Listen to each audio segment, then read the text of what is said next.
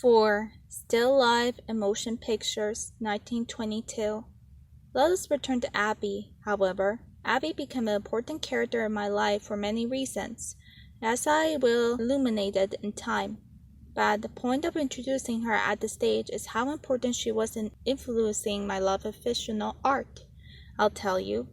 She didn't just influence it, but introduce it to me to it. Abby loved art. She loved art in a way that I have never even considered it. And it was all because of her I learned anything about the old masters. It is because of her I visited my first art gallery and saw my first exhibition. It was on an impressionist. And I can tell you, boy, did it ever make an impression. Their goal was to capture the truth in what they saw, not just facts. She explained it as we stood staring at the artist Monte's very famous water lilies. You see here how if you look very closely, there is not the outline of the lily or bridge, just colors blending in together. I nodded. She asked questions like that, obvious ones with obvious answers. I didn't mind how she did it. She asked them in a way that made you feel less like you didn't know and more like you already did. He is painting the light, she said. He is painting the shadow. He isn't painting the completed image. In his head, the way our brain makes things seem completed even when they aren't. He is painting what he sees as, and so it looks even more real, I said. She nodded this time. I like when she agreed. I looked closely at the painting. The closer I got, the less like a subject it looked at. Ink on the canvas, thick and effortless, colors swirling. Yet I knew there was nothing easy about these clever brushstrokes. So much effort to make something seem like it. It didn't take effort at all. I pulled back and saw the full painting again. Saw the context. It was amazing how perspective could change everything. I turned it and looked in the room. It was fully the artist's other work, the same subject over and over. It was interesting. It wasn't boring to see the same thing on all the walls. It was an in-depth examination of the subject, not repetition. Focusing on one subject made the subject more clear. The feeling in the room was unlike anywhere else in the gallery. Somehow the art itself had transformed the space, drawing us into calm water to pastel patterns. I leaned, again pulling the pole. Abby did too. She was wearing a pale blue dress suit, with a matching hat, a pair of glasses hanging off the chain around her neck. As she picked it up to peer through them, it was as if she herself became an art of the painting. Art can literally transform the world, I realized. We spent the afternoon walking slowly and the rooms looking at Madigan, Suzanne. So many of my friends in the art world always said I'm rebelling by loving the Impressionists so much, she said with a laugh. Really? They're all old modernists. They think they are being rebellious. I had this one friend, Henry, who you'll meet someday, I'm sure. He jokes about it a lot. Why? Well, he likes to create comic characters, like in the papers. How can the comic character be impressionistic, he says. I shook my head. I didn't notice Henry at all at this point. She was right, and that I did to meet him because of her. But he clearly lacked imagination. And he certainly didn't understand the concept of illusion of living. Not that I had, at that time, despised the name of my philosophy. But even then, I understood that this creates something real. You had to take liberties, like these artists. It's so simple. How can he not understand?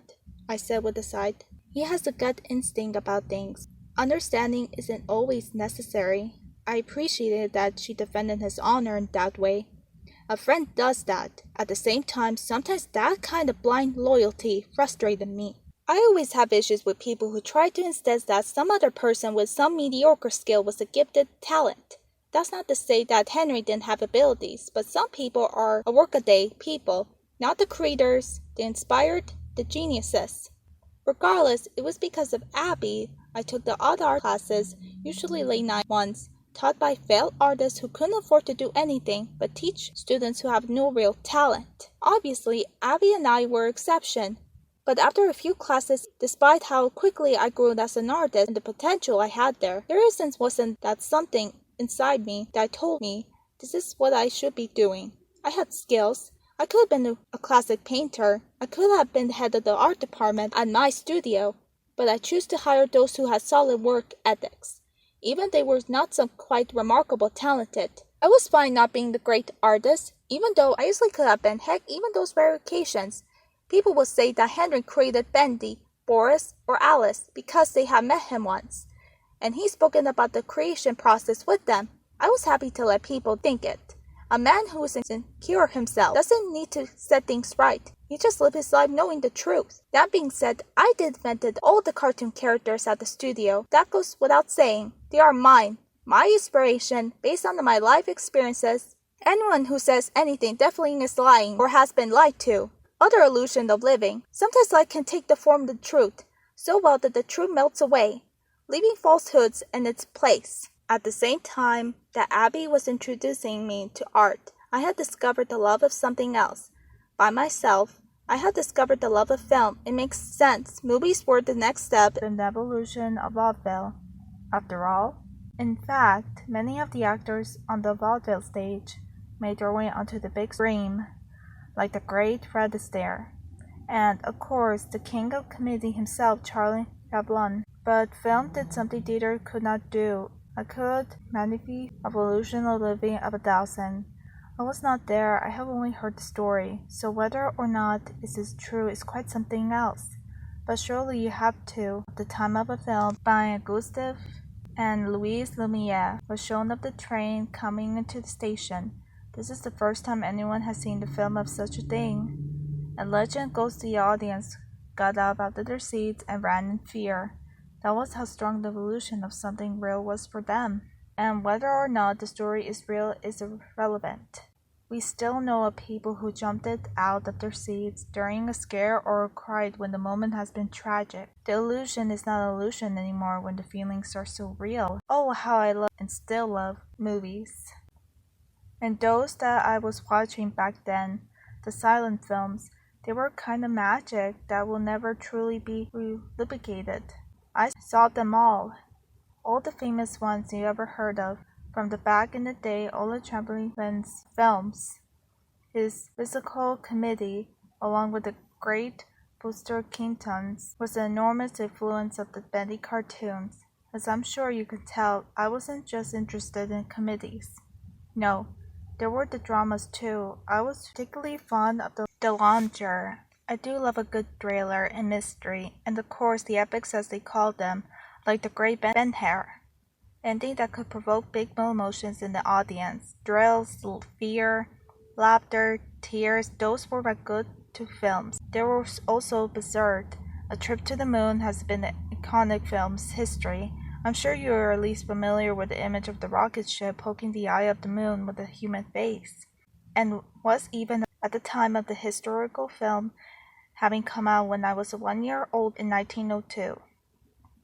That film was so absurd to me, so strange, unlike anything I have seen before, especially unlike anything I've seen on stage. Is probably also the first introduction I had to the idea that the absurd could reflect the real world in ways even more realistic than everyday reality.